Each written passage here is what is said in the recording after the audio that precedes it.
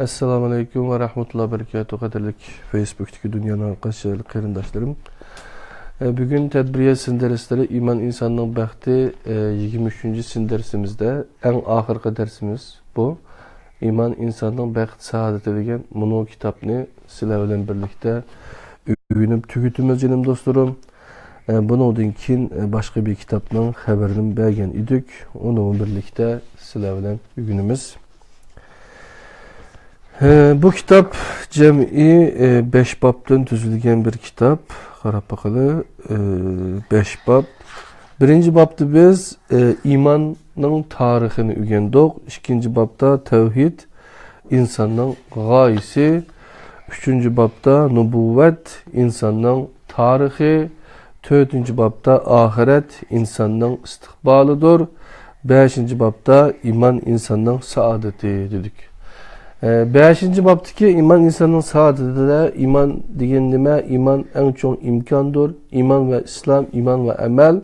İman küçüğü hem de degen meselelerini tahlil kılıp ondan keyin imanın 4 katlamında ma'rifat, tasdiq, iqrar, emel degen bunu 4 narsani öğrendik. Bundan ma'rifat bilan tasdiqni oldingi soat öğrendik. Bugün iqrar ve emel ondan keyin kitapның xotimasiga kelamiz. Canım dostlarım, 275. betni açımız. İqrar kişinin akide kılganlarının astığa kol koyganlıqıdır, imza koyganlıqıdır. İqrar deyilgende fakat tilde ifadelaş deple qaramaslık lazım. İqrar ameliyatda emelinin del üzü bulup, söz tilinin emel bedeninin iqrarıdır.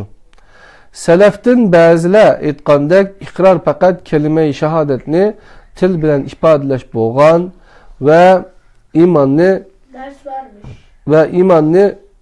kelime-i şehadet ifadeleş boğan ve imanni tasdiq bolsa idi. Yani selef alimlerin bazıları etqandek iqrar fakat kelime-i şehadetni til bilen ifadeleş bilen boğan ve imanni tasdiq bolsa idi. Gaçılarını iman etmağanlar qatarda dep qarashqa to'g'ri keletdi. Halbuki bunun ondaq emasligida ümmetning alimlari birlikka kelgan. İqrar imanning 4 amilidan birisidir. İqrar bir bütün halda hem söz hem hareket yani emeldir. Demisimi söz tilning emel bedenning iqrarı emasmi? Bu ikisinden birisiken bolsa, iqrar bütün bolmagan boludu. Söz ve emel bir bütün gevdinin ayrılmaz iki parçası bulup, birisi bolmay turup, yeni birisi mevcut bolmaydı. İqrar kılıp emel kılmaslık,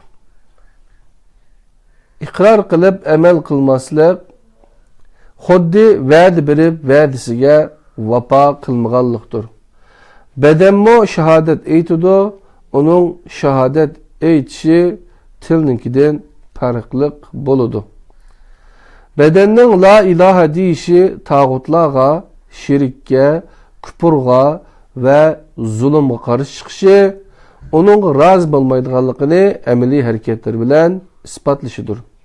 La ilahe illallah deyişi bilen hamid, yardım tilash, korku, mehri muhabbet ve ümitni fakat Allah kılı has kılışı ve çeklemelerine riaya kılışıdır. Bedeninin Muhammed'in Resulullah deyişi vehinin nebide canlıq halga kelişini ifadələydiğən sünnetini özüge tədbiqlışı. Yani Kur'an'ın canlanıp hareketke ayrılışıdır. Tasdiqning üzüla iman bolmaydiganlıqı, bulalmaydiganlıqı, köz yumgul bolmaydigan haqiqatdir. Bu fakat bir davadır. Her dava ilgisinden davasını ameliyeti bilen ispatlaşını talep kılıdı.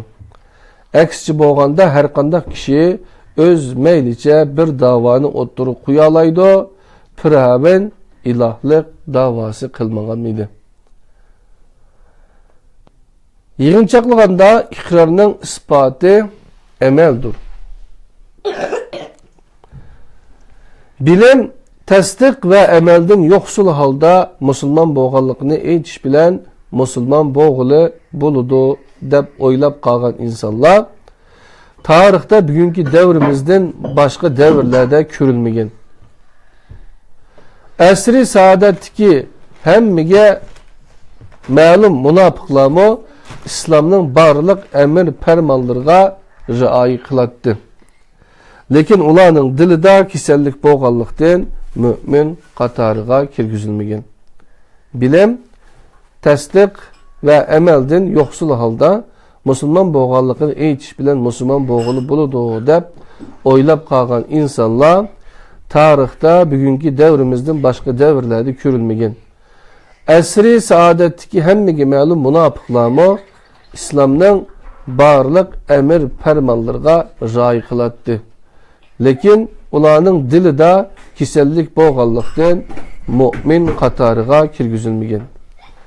Balam, çayınızı içelim. Bana balam, canım balam.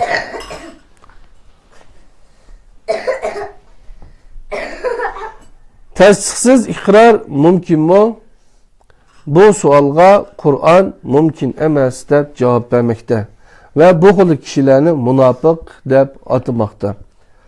Ularni münafık kılgan sebep mundaq bayan kılınmakta. Yaquluna bi efvahihim ma leyse fi kulubihim. Dilide bo'lmagan narsalarni ig'izlarida dedi. Al-İmran 167. ayet. Murciye'den bazı firqalar iman fakat iqrardır degan ve asri saadetdeki barliq münafıqlarni mu'min deb qaragan. Bu qarashda bo'lganlar kimki la ilahe illallah dese o cennet kirdi degan hadisni dalil qiladi. Eğer bu hadis fakat ibare noktasından nazarga ilingan vaqtda Muhammedur Resulullah deyish imanning şartı emas degan ma'no chiqadi. Bir kishi Allah'tan başka ilah yoktur dese ve Kur'an'ı kabul kılmasa onun mümin emasligida hech qanday ixtilof yok. Eğer bir kishi kelime tevhidni aytib Kur'an'dan her qanday bir hükümni inkar qilsa onun mümin emasligida hech qanday şübhe yok. Mana bu noktadan elip aytganda yuqoridagi hadisni faqat iqrar noktasidan tushunish ilahi dalillarga to'g'ri kelmaydi. Eğer iqrar iman uchun yeterli bo'lgan bo'lsa edi, Allah Kur'an'da mundaq demagan bo'ladi. Ahasiban nasu an yutraku an yaqulu amanna ve hum la yuftanun. İnsanlar iman ettik deb qo'yish bilanla sınalmay terk etilimiz deb o'ylamdi. Enkebut 2. ayet. Fakat amenu yani iman ettik deyish kifoya qilmaydi. Bu dava ameliyati bilan isbotlanish kerak edi. Kelime-i şehadet fakat amenu iman ettik deyish kifoya qilmaydi. Bu dava ameliyati bilan isbotlanish kerak edi. Kelime-i şehadet aytib bu şehadet taqozo qilgan shartlarni ado qilmaganlar aytganlarini qilmaganlar qilmaydiganlarini aytquchilar edi. Bu sebepten Kur'an bu vaqtda izchil to'xtalib mundaq deydi. Em hasibtum an tadkhulul cennete ve lemma ya'tikum masalul lezine halav amin qablikum. Sizlar tehi ilgirkiler uçurgan külpetlerge uçurmay turup cennetke kirishni o'ylamsizlar. Baqara 214. ayet. Eğer şundak o'ylab qolgan bo'lsangiz, yani kelime-i şehadet aytish bilanla nijotlikka erishiman desangiz xatolishsiz. Bozordan pulini bermay turib bir narsa setib ololmaysiz-yu, bu imanni ig'izdi deb qo'yib, amaliyatingiz bilan isbotlamay nijotlikka erishdiganligingizni o'ylab qolgan bo'lsangiz, xatolashib bo'lgan bo'lasiz. Em hasibtum en tedhulul cennete ve lemma ya'lemillahul cahadu minkum ve ya'lemes sabirin. Allah sizlerden cihatga kılgıçılarını, sabır kılgıçılarını sınap ayrımay turup cennetke kirimiz dep oylamsizlar. Al İmran 142. ayet. Ma'lum bulup turuptu ki Allah davayimizni emeliyetimiz bilen ispatlamakça bizni ağzımızdaki söz bilen koyup koymaydı. Em hasibtum en tetreku ve lemma ya'lemillahu'llezine cahadu minkum ve lem yettehizu min dunillahi ve la rasulihi ve lel mu'minine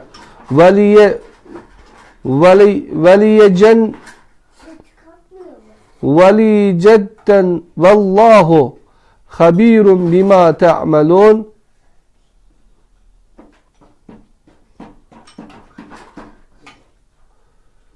Allah sizlerinin aranlardaki cihat kılganlarını Allah'tan, elçisinden ve müminlerden başkını özüge sırdaş kılıp ağallarını oturgu çıkarmay turup sizler öz halımıza koyup verdiniz dep oylamsizlar. Allah kılmışınlardan haberdadır. Tevbe 16. ayet. Allah kılmışınlardan haberdadır. Çünkü hel kılgıç amil davanın ispatı boğan emniyettir.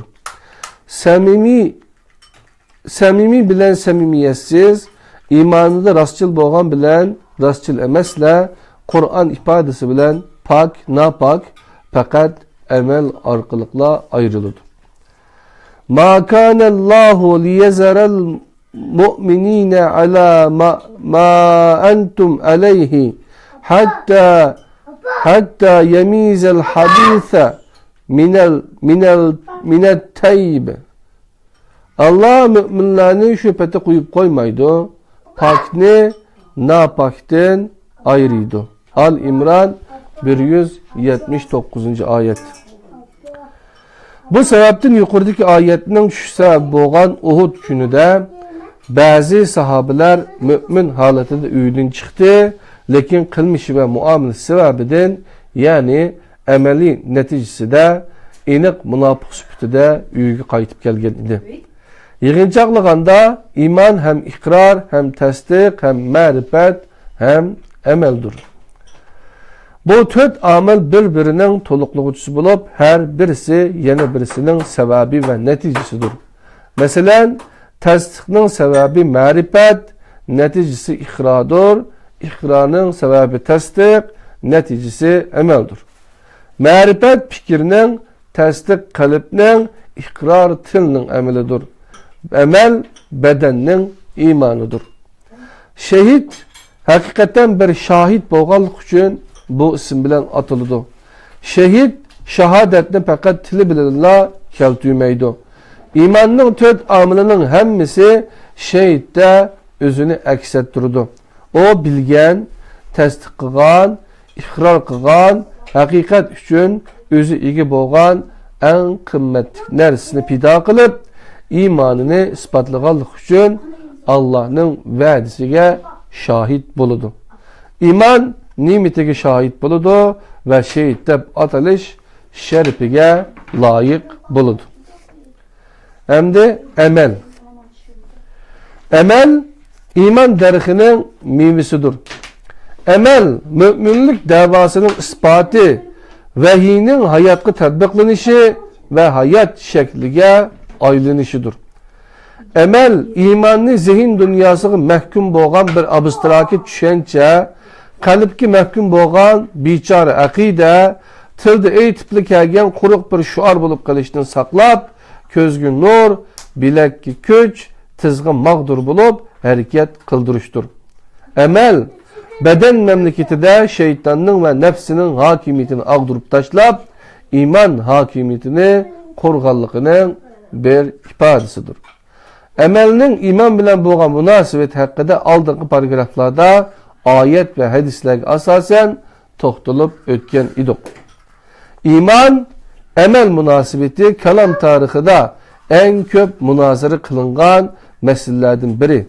Bu vakti meseleler başka meselelerge okşaş öz devrinin siyasi ve ictimai kurulmasından tesirlerinden hali emas. Bu amilni nazarda saqit qilib, mazkur datalaşlarning neticesini aqide derecesiga ko'tarish ve imanning o'zgarmas prinsiplari sifatida keyingi avlodlarga yetkazish eng cho'ng xatolikdir. İman, emelgi münasebetli klasik münazirlerini tüvendikidek 4 türge ayrışkı buludu. Birinci, emeller iman hakikatinin bir parça. Bu seleftin bazılarının İmam Şafii ve muhaddislerinin karışıdır. İkinci, emel iman hakikatinin keyin koşulgan parçasıdır. Emelinin bo'lmaslığı imanın yokluğunu bildirmeydi. Bu mutlak köp sallık selefinin karışıdır. Üçüncü, emeller imanın taşkı görünüşüdür. Bu görünüşün sebebi imandır.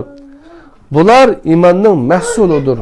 Bu İmam Ebu Hanife ve taliplerinin karışıdır. Dördüncü, emeller imanın sırtıdır bulup, iman bilen hiç kandak münasebeti yok. Yani iman bilen isyan hiç kandak ziyan yetkizmeydi. Bu xuddi küpür işideki itaatının paydası bolmaganlığı okşaydı. Bu bazı havarişler ve murciyelerinin karışıdır. Bu tedhul düşüncedekiler birbiriga karşı hem Kur'an'dan hem sünnetten delil keltirishgan. Her mezhep rakip tarafının karışını ağdırıp taşlaş üçün ula delil kılıp keltirgen nas ayetlerini tevil kılgan, haslashturgan, qo'lidan kelsa nesih qilgan, özünün karışını bolsa icma kıldı. İttifaqa, yani birlik keldi degandek meşhur atalgılar bilen ispatlashqa tirishgan yoki isbatlagan. İman emel münasebeti hakkındaki bu tügümez datalaşlarda mezhepçilik, rakip, mezhepki düşmanlık, siyasi tarafbazlık, hakimiyet besimi katarlık amillar muhim rol oynagan. Bu sebepten bu xil aqidi meselelerde zaman ve şeraitning özgürlüğü ergişip, özgürlüğün karaş ve düşüncelerinin onuğa zaman ve şeraitning özgürlüğü ergişip özgürmeydiğen delillerge asaslanış lazım. Mana bu noktada iman emel münasebeti hakkında roşen delillerinin nemi deganligiga bir qarab chiqaylik. Bizning ayetlerimizge hakikaten şunda kişiler iman eytudiki, ularga ayetlerimiz esletilse derhal secde kılıdı, Rabbiga tesbih eytudu, hamid eytudu, hakka vorluk kılıp baş tartmaydı. Secde 15. ayet. Allah'a ve onun elçisiga iman etken kişiler kamil mümindir. Ular bir ictimai mesele üçün onun elçi bilen cem bolganda onundan icazet sorulmasından kitip kalmaydı. Nur 62. ayet. Bu ayetlerde Kur'an en işletken usluplardan birisi bolgan nefi, red, ispat metodu bilen müminlerin sübetleri ta'kidlangan bulup, onundan başkalar nefi kılıngan. Bunundan başka Bakara suresi 2. ayette namaz, iman sübetide tilga ilingan. Resulullah bir hadiside imanını bir kaç türge ayırıp, en çoğunun kelime tevhid, en küçükünün yoldaki bir erziyetini elbetiş işkellikini bayan kılgan. Müslim ve Tirmizi'de nakil kılınan bir hadisten Resulullah'ın iman emel meselesini kanda karıgallıkını inek körüvağılı buludu. Hayber günü Resulullah'ın sahabelerden bir türküm kişiler geldi ve bundak dedi. Palançı şehit buldu, yine palançı şehit buldu. Tilgı ilingan bu kişilerin içi de bir kişinin ismi tilgı ilinganda Resulullah sözdeki ismi bundak dedi. Yak, ben onu ganimetten ilip algan bir kişim bilen otunun içiydi köydüm. O Hattab'ın oğlu. bargın, halayıkni çakırgın, men çıktım ve halayıkni çakırıp geldim. Resulullah, şunu obdan bilinler ki, cennetki fakat müminler kirdo dedi. Bu hadiste emel bilen imanını birbirine bağlap düşendürgen Resulullah oğruluqni, imanını zidiligen bir günah dep qarıgan. Onundan başka yeni bir sahih rivayette Resulullah'ın iman bilen emelini birbirinden ayırmağanlığı, hatta namaz, zakat ve ruzunu iman nime sualının cevabı sübütüde tılga ağalığı görümüz. Resulullah Abdülkays kabilesinin kişiler geldi mundak dedi. Resulullah'a Abdülkays kabilesinin kişiler geldi mundak dedi. İyi Resulullah, biz Rabia'dan bir aymak. Aramızda mudar kapırları var. Ularının hücumu sebeplik oruç haram kılıngan aylardan başka vakitte yeninga kilenmeyimiz.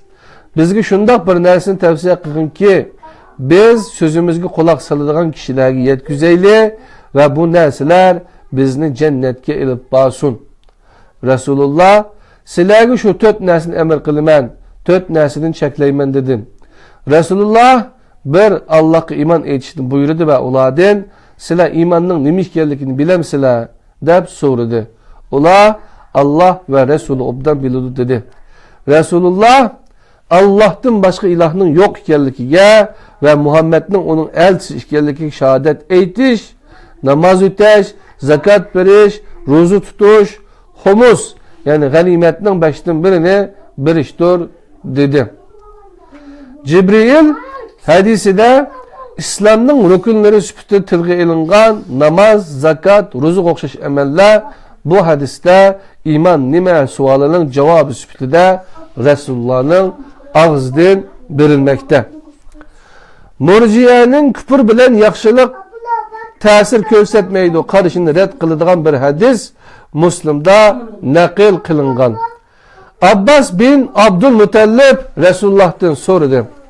Ebu Talib seni himaye kılgan, sana yardım kılış sebebiden kavmi bilen münasibeti yirikleşip kalgan idi. Bu yakşılıkları ahiret onunla payda kılamdı. Resulullah onu cehennemnin çonkurunu taptım ve tartıp uçkıgaça yukarı çıkardım dedi. Ehli kitap hakkında nazil boğan ve bunun okşaydıgan ayetlerini yukarıdaki hadis bilen asan düşündürgülü buludu. Kılgan her kandak yakşılıkını inkar kılgan her kandak yakşılığı inkar kılınmaydı. Şüphesiz ki Allah tekvadarlarını obdan bilidu. Al-İmran 115. ayet. Timimizin merkezinde urun ağan emelden maksatımız Allah'a itaat kılıştır. Bu yerde tilgı ilingan emel neple emelle emez, aksice Allah'ın emir fermanlarıdır. Allah'ı işinip durup onun emirlerine boysunmayan kişinin ehvali tüvendeki bir askerge okşaydı. Komandan ait mühim bir plandı biri bu planın icra kılınış için zürür boğan buyruklarını düşürgen. O planın doğru işgellikini bilgen. Bunun için pütken ve tili arkalı komandanın buyruğunun icra kılınganlığını ifade edilgen. Lekin çürülgen buyruk ve talimatlarını icra kılmayan askerinin bu planı icra kılması kılımında iki sebep var. Yani ya bu planı işenmeydi ya ki işensimo acizlik sebebiden buyrukunu icra kılışka bir hastalık kılıdı. Bu iki ahvalda cezağı tartıldı. Birinci ahvalda işenmezlikinin, ikinci ahvalda asilik kılganlığının cezasını tartıldı. Mana bu noktada İmam Ebu Hanife'nin şu sözünü eğitip ötüşük doğru kılıdı. Allah Teala müminge emel, kafirge iman, münafıkka ihlasını periz kılgan. İyi insanlar, Rabbinlardan korkunlar. Ayetinin iyi müminler, Allah'a itaat kılınlar. İyi kafirler, Allah'a iman eytinlar. İyi münafıklar, ihlasmen ve samimi bulunla diyen manisi var. Tarihte emel, iman oturuski münasibetini nezerden sakıt kılış bilen başlayan yüzlünüş, şundak noktalara kelgen bulup, emelini nezerge almagan, ilahi emir ve çeklimelerini közge ilmagan fırkalar oturgu çıkkan. Mesela Azagira isimli bir fırka buladın biridir. Bu fırkının şeyhi İbn Abil Azagir Hicri 322. yılı yazgan 6. His namlı kitabı da İslam şeriatının emelinin kalganlıkını ilgili sürüp barlık çeklimelerinin mubah kılınganlıkını dava kılgan. Onundan başka emellerinin ehmiyeti yok ekanligini dava kılıp şeriatının emir ve çeklimeleriga beparvolik kılgan bazı sopalar Allah'ını tanıgan ariftin şeriatının barlık emir ve çeklimelerinin kötürülgenligini ilgili sürgen. Öz devrinin meşhur mutasavvufi Ebu Said Ebul Hayr bununla misal bula alaydı. Bu kişi bir gün sopiliknin sımavul olgan suf yani cendike ise başka bir günde jipek kiyim kiygen ve murtlarımı şunda kıgan. Bazı da min reket namaz ütse bazı da ne periz ne nefle namaz üteytti. Mensuriye isimli bir fırka her türlü zina, bekçivazlık, meyitinin güçünü yiyiş, kan içiş ve çoşku güçü yiyişke ruhsat kılgan. Yani başka bir fırka bekçivazlıkını, kişinin öz kızı bilen nikahlanışını ve harak içişini normal ahvalda karıgan ve tep tatmasının özlerini Müslüman dep dava kılgan. Yani başka bir fırka bolgan hululiye barlık haramlarını kılattı ve perizlerinin emelinin kalkanlıkını ilgili süretti. Hulman et Demeşki murtlarına lezzet algan her nesinin özlerine mubah kılınganlıkını dava kılgan idi. Tarihte oturgu çıkan bu xil fırkalarının hemmisini bu yerde tilgilip bulalmayımız. Ulanın oturgu çıkışı ve bunca köpüyüp geçişlik asaslık sebeplerden birisi iman bilen emelinin hiç kandak münasebeti yokluğu düşüncesiyle ilgi buluş idi. Bu düşüncenin ilham algan kişiler en rezil kılmışlarını sadır kılıştan tep tartmaydı. Hatta bu fırkalardan kaysisi haramga kanç köp yol koysa onun ergeç kişiler şunçu köp bulattı. Neticede muhlislerini köpeytiş için perizlerini koludan kilişçi terk edip texmi köp haramlarga yol koyattı. Şunun bilen bazı yirginç günahlar bazı fırkalarının hastıqı aylangan bulup avam arası da bu hastıqı bilen tonulduğun halga kelgen idi. Günümüzde mi tarihteki bu misallara okşaş örnekler görülmekte ve oturgu çıkmakta. Kişilerin özlerine mult kılış için dini emir ve çeklimelerge Allah nameden yangan kişiler. Ötmüştü de günümüzde mi şeriat düşmini hakimiyetler tarafından kollap kuvvetlenmekte. Halkının dini duygularını sırttan bozgunçulukka uçurtalmaganlar işki taraftan bozgunçulukka uçuratmakta.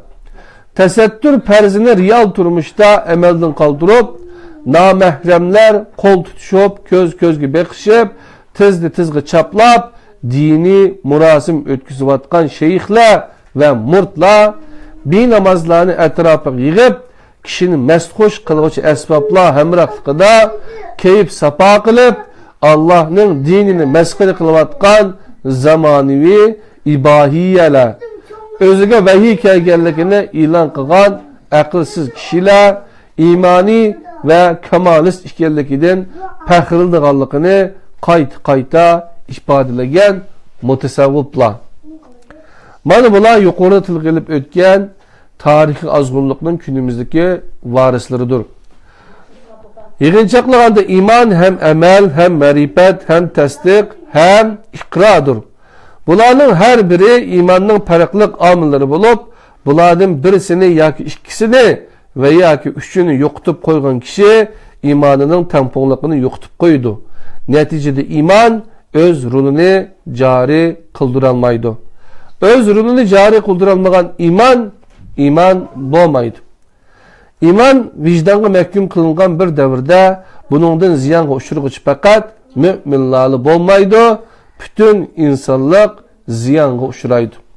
Chunki iman hakim bo'lgan jamiyatda axloq, adolat, fazilat, muhabbat ve sadoqat ve iffat hamma birdek qabul qilgan qimmat qarash sifatida jamiyatda o'ziga loyiq o'rinni tutadi, oladi.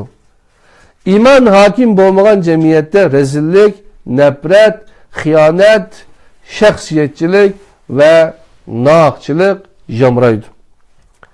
Şu hakikatni unutması gerek ki iman atom ve nitron bombası yasap çıkan insan isimli tengdişi yok Kur'an'ın bexatarlik qolupudur. İman bo'lmagan bir yerde her qanday kişinin kazaga kurban bulup ketiş ihtimallıqı nahayeti yuqori. Mana bular iman dünyada qolu keltirgen neticelerden bir qanchisi. Bulardan başka imanның ahirette qolu keltirgen neticeli bar bulup o imandan başka her qandaq narsa bilan qo'lga keltirgili bo'lmaydigan ebedi baxit saadetning dal o'zidir. Qadrli qarindoshlar, bunu amel, iman degan mazmunlarni iqror bilan amalni birlikda o'rgandik. Shunda qilib imonninki 4 qatlami tugudi. Qadrli qarindoshlar, endi kitobninki xulosasi kelimiz. Canım dostlarım, Hatime, iman en çoğun imkandır. İmanı tügügen kişinin imkanları mı tügeydi? Allah yolunda malmaslığa imkansızlıkını bahane kılıp görüstüp, imkaniyetim yok digiçüler gep oynutuvatıdı. Mesele imkaniyetinin yokluk emez, imanın yoklukudur. Etrafınızga nazar saçlagan vaqtыңızda kişilerinin qandaq itiqad qilgan bo'lsa, şu şekilde yaşavatqanligini görürsüz. İmanның taqazzası boyunca yaşamay, tashqi sabablarni bahane qilib ko'rsatganlar o'zini aldaydi xalas. Chunki aqida qilgan hayotni yashashga boshlaganda oldingizga chiqadigan qiyinchiliklarga qarshi kurash qilish aqidangiz bo'yicha yashashning tabiiy neticesidir. Qiyinchiliklar bo'lmagan bir hayotni tasavvur qilish, jannatni xiyol qilish deganlikdir. Aqida hayot binosining plan va loyihasi bo'lib, amal bu binoning loyihaga uygun şekilde selinishidir. İmanni ifodalaguvchi musulmon ismini kimlik sifatida qabul qilish olamshumul bir davoni ilgari surganlikdir. Her vakit ispat talep kılıdı. İman her dava ispat talep kılıdı. İman davası mı ispatga muhtaç elbette. Bu davanı ispatlaştığın birden bir yolu emeldir. Zamani ve hayat terzi hoş ölçemlik buluşunu her sahada umumlaştırışqa sığdırışga urungandek aqida sahasıgı sığdırışga urunuvatıdı. Bunun neticesinde nifak oturgu çıkıvatıdı. Nifakның oturgu çıkışı fakat bugünkü has bolmasdan ötmüştümü baide kelgüsüdümü boludu. Lekin tarixning hiçbir devride nifak günümüzdekidek teşvik tergib kılıngan kişiler yönlendirilgen bir düşünce dünya qarash halıga kelmegen idi. Nifak xalqaro siyaseti diplomatiya, kişilik münasebette nazaket, siyasi sahada siyaset deb ataldı. Nifaktan ibaret necislik mana mushundaq perdazlanib, zamaniy dünya birde qabul qilgan qimmat qarashlar ichida shaxs va ijtimoiy jamiyatga tengilmoqda. Bu nijasetni qabul qilmaganlar atalmış qimmat qarashlardan yo'qsul, qaloq degandek ayıplashlarga duch kelmoqda.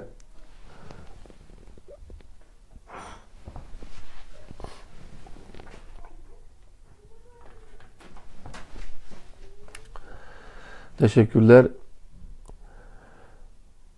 Mahiyet cihettin ilip etqanda şirikning yeni bir varianti bo'lgan ilmonilikning nifaqni mashru qilgan ve insan tabiatiga aylandırgan tarifi nazardan sakit kılınmakta.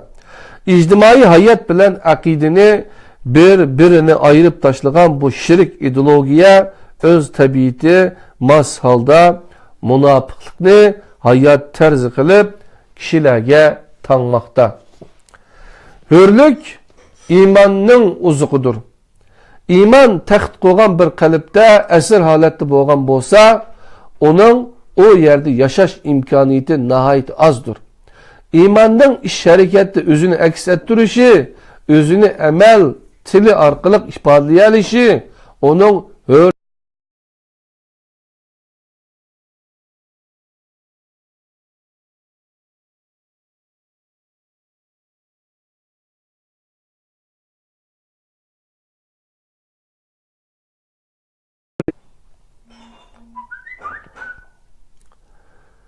zamanimi turmuş şekli insanın yaratkucu bilen boğan münasebetini zidilmekte, hatta üzüp taşlamakta.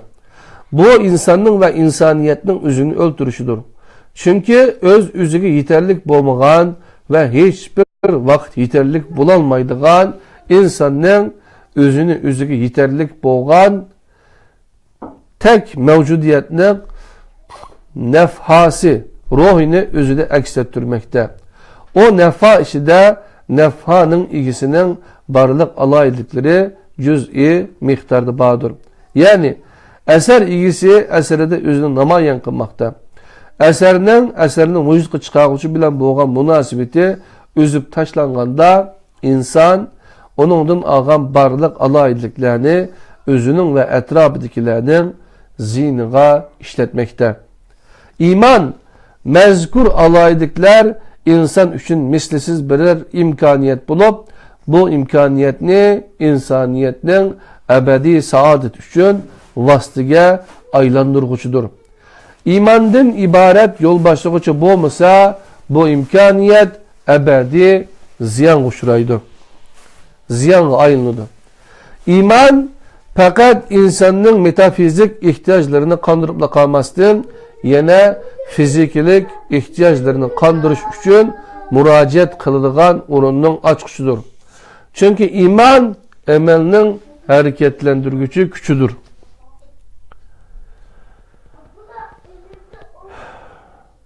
Tağlarda döve kömür peyda kılınmağan energiyini bir çangal platinyum peyda kılgandek iman mı insanda başka bir güç peyda kılıdı.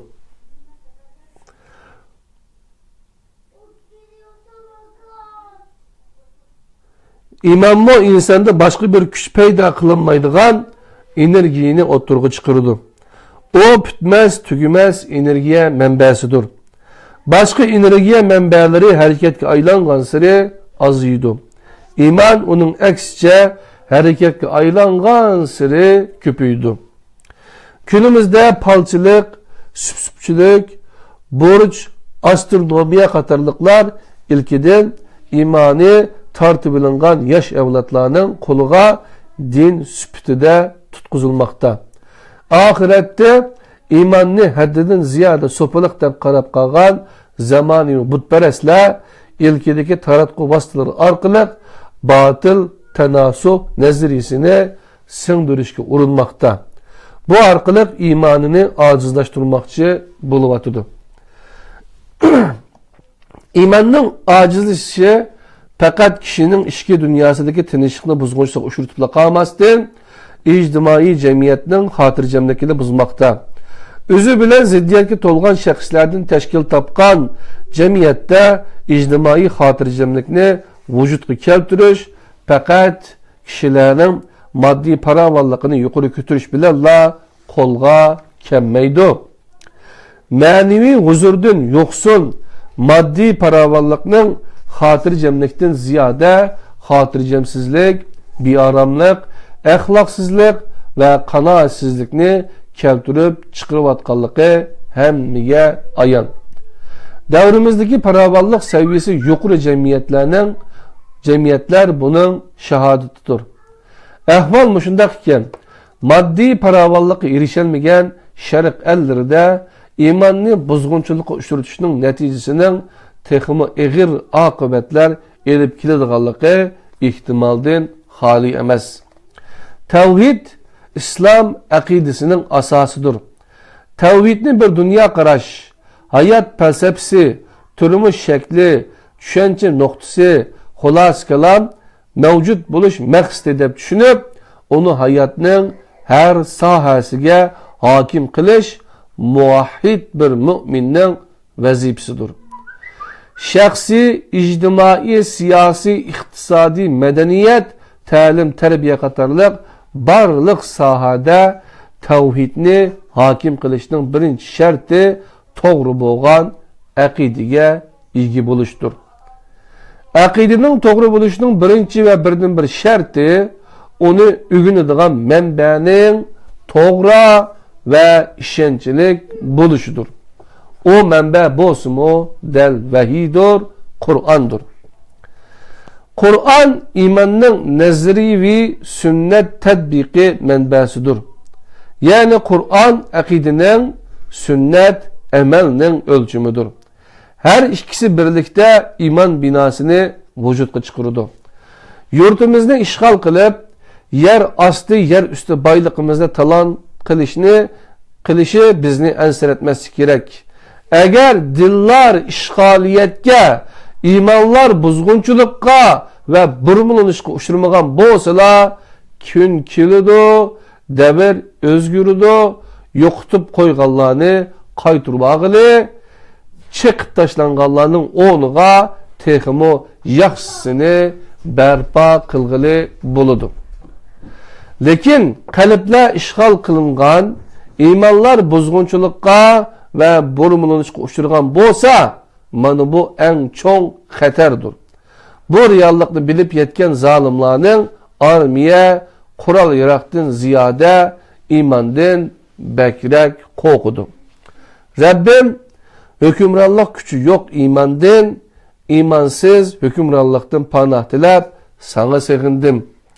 Rabbim imanimiz hürlükümüzün, izzet ve hürmetimizin ve bixeterlikimizin kapalatıdır. İmansızlıktan kulluk, harlık, hatırcamsızlık ve yoksulluk işkerlikini bilimiz. Sen bizge izzet hürmetimizge, hürlükümüzge ve hatırcamlıkimizge iki bulalaydıgan bir idrak ata kılın. Rabbim vücutta iman hakimiyeti tiklenmeyi turup, zeminde iman hakimiyeti mevcut bulmaydı.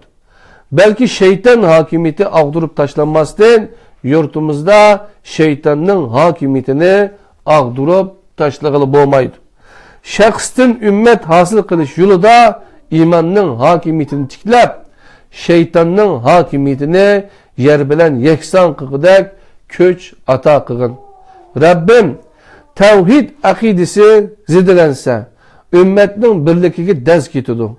Aciz ve hükümranlık gücü bolmagan imanlar kündülük turmuş gemide ezip ketidu. Ezilip ketidu. Kişilerin köksüde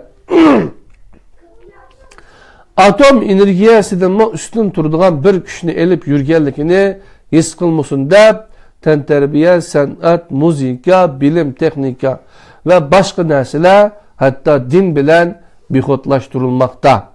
Sen bizge bu tengdassız güçlü baykugudak idrak ata kılın.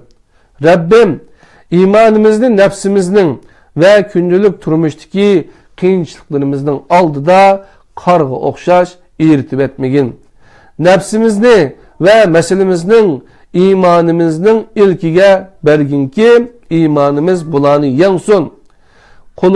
Kolumuzga, tilimizga, küzümüzge, kolukumuzga, zihnimizge, meylimizge imanımız baş bolsun. İman arqala kürdügan, anlaydıgan, tutuduğan, sözleydigan, tefekkür kılıdığanlardan, yani iki putlap, ürü turgan iman kılgın. Çünkü iman nuru bilen karıgan közünü nefret ve kan kaplayalmaydı. İman hakim boğan zihinni xiyalperest bolmaydı. İman hakim boğan kol uruduğan ve toktaydıgan yerini obdan bildi. Rabbim İmanımızga selişki urungan en'enevi, tarihi, ictimai, siyasi, iktisadi ve medeniyet zincirlerini paçaklap taşlıqıdek akıl paraset ata kılın ki senin kalbi iman bilen tolgan nevkerlerin huşallık elçileri bulup imansızlıktan kurup çölge aylangan kaliplerge iman toşsun. İmandan algan güç kudret bilen insanlar arasıga silingan sepillarını örüp taşlasın. İnsanını imansız, imanını insansız kuyup ebedi saadetki tusalgı boğan zalimlarını yıldızeden komurup taşlasın. Kaderli kıyımdaşlar, elhamdülillah benim bu kitap 287 betlik kitap ne biz uzun bir vakitte tükettik kaderli kıyımdaşlar. Allah'ın güç kudreti çeksizdir. İnşallah bu iman insanın bəxt saadeti diyen kitap ne bizninki Tor kitapta Facebook'ta Uygurca sanlamı çıkıyordu. Bir grupumuz var. Aşağıya azab olup aşağıdan düşürüp okusanlar buludu. Bir kançıqal nuskusu var kaderli kıyımdaşlar. Eğer bunu biz ivetip versen bulut dedi. Senler biz müşunda besip ivetip silerge versek mi buludu. Kaderli kıyımdaşlar. Bu en ahirki dersimiz iman insanın bəxt saadeti diyen kitaptım. İnşallah kiler saat başka bir kitapla başlayımız. Ali İzzet Bigoviç'nin ki Garip ve Şerik arasında İslam diyen inşallah yeni bir kitapta köreşkiş aman bulunlar. Eğer yakkan bolsa başka braderler bilen paylaşıp koğaysılar. Esselamu Aleyküm ve Rahmetullahi ve Berekatuhu.